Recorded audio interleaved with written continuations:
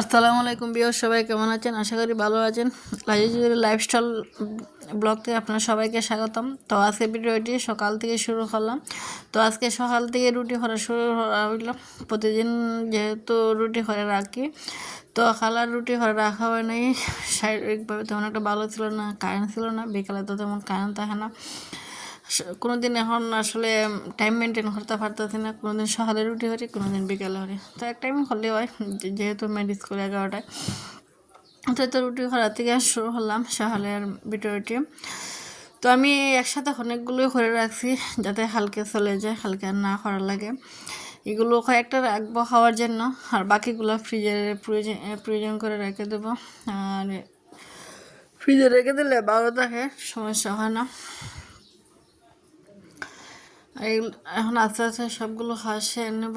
আসলে সকালটা অনেক ভোরবেলায় উঠছি, তো সকাল উঠলে অনেক সময় মেনটেন করে কাজ করে যায়। সকাল সকাল অনেক কিছু গুছানো যায়, তো সারাদিন কাজ করে অনেক সময় একটু রেস্ট নেওয়া যায়। তো তারপর আজকে অনেক ব্যস্ততার সময় গেল, যেহেতু মেয়ে স্কুলে যায় নাই, তো বাসায় ছিল। বাচ্চারা বাসায় থাকলে দেখবেন সময়টা একটু বেশি লাগে, ওদের এটা সময় হাঁটে জায়গায়। আর আজকে অনেক বৃষ্টি, ঝড় তুফান মানে হইতেছে সব জায়গাতে, আমাদের এখানে তো আরও বেশি। তো একটু জ্বর থামলো, তো একটু সবজি নেওয়ার জন্য ছাদে চলে আসলাম। দেখেন ছাদের কি অবস্থা, বৃষ্টিতে সব কিছু একবার অবস্থা খারাপ হয়ে গেছে। যাই না কতটুকু গাছগুলো জীবিত থাকবে না মারা যাবে, যা আছে। তো অনেক দিন পর আজকে একটা মরিচ দেখে ভালো লাগলো। নাগা মরিচের গাছ মনে হয় আমি প্রায় 2 বছর ধরে চেষ্টা করতেছি, আমার গাছে কোনো মরিচ ধরাইতে পারিনি। ফুল দিয়ে মারা যায়, ফুল দিয়েই মারা যায়। তো আজকে দেখলাম একটা মরিচ ধরছে, তো ওটাই মনে হয় আমার কষ্টের ফল। যাই হোক, একটা মরিচ তো ধরলো, তো ওটাই আমার সার্থক, 2 বছরের ফল। কেন জানি নাগা মরিচটা অনেকবার অনেক রকম ট্রাই করছি, আসলে চেষ্টা করলে অনেক কিছু হয়, তারই প্রমাণ। তো দেখেন আকাশটির কি অবস্থা, মনে আবার বৃষ্টি হবে, অবস্থা ভালো না। তাই তাড়াতাড়ি বাইরের কাজগুলো সেরে নিতেছি। বৃষ্টি আসলে তো তখন আর বাইরের কাজগুলো করা যাবে না।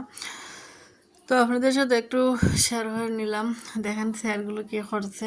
এখানে যেহেতু গরমের সিজন, আর আমি বিকালে আসে আমরা মা মেয়ে এখানে বসে থাকি, ভালো লাগে, তাই শেয়ারগুলো নিচে নেওয়া হয় নাই, এখানে রেখে দিই।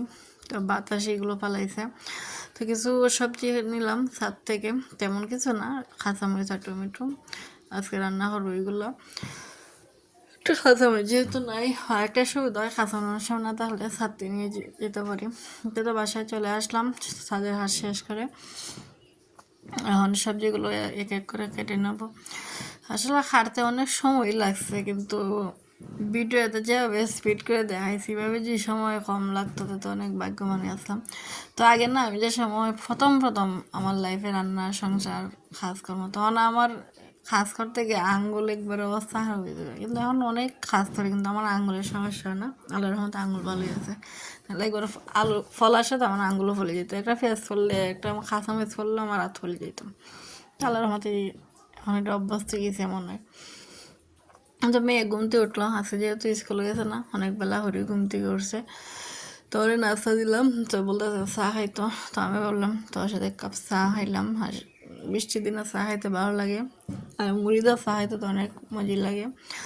এদিকে বাসায় মাছ রাখলাম, অনেকদিন ধরে মাছ সুবিধার মতো পাইতেছি না। আর আমি যেহেতু খাটা মাছ পাই না, আমিও খাটা মাছ পাই না, সেই জন্য সেটাকে ডিমওয়ালা কার্পই রাখলাম।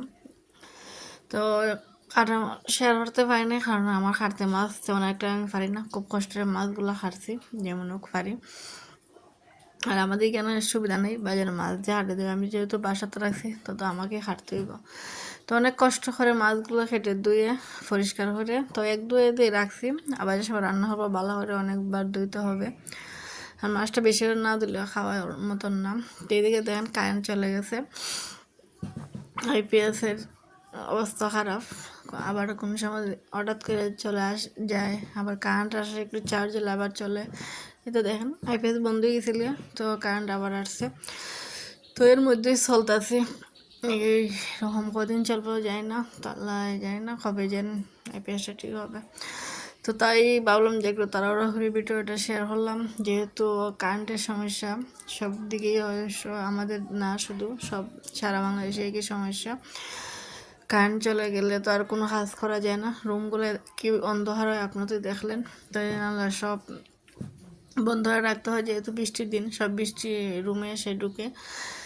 তারপর একটু খুলে রাখছি, যেহেতু আসছি রুমে, আবার যে সময় চলে যায় রুম থেকে অন্য রুমে, তখন কিন্তু জানালাগুলো লাগিয়ে রাখতে হয়, নাহলে বৃষ্টি রুমে পানি এসে সব কিছু বৃষ্টি। তো এদিকে এক এক করে সবগুলো খাওয়া সেরে নিতেছি, আর সময় অনেক সাপেক্ষ লাগছে, কিন্তু ধৈর্য ধরে অনেকগুলো কাজ করতে হয়েছে, আর কাজ করতে করতে শরীরে অনেক ক্লান্ত হয়ে গেছে, আর ভালো লাগতেছে না। তো এই শেষ মুহূর্তে আর বেশি শেয়ার করতে পারলাম না। তো ভালো থাকবেন ভিউয়ার্স। আস্তে আস্তে দেখেন রুমগুলো একবারে পরিষ্কার পরিপাটি করে সব কিছু নিলাম। তো আজকে এই পর্যন্তই, সবাই ভালো থাকবেন। আসসালামু আলাইকুম।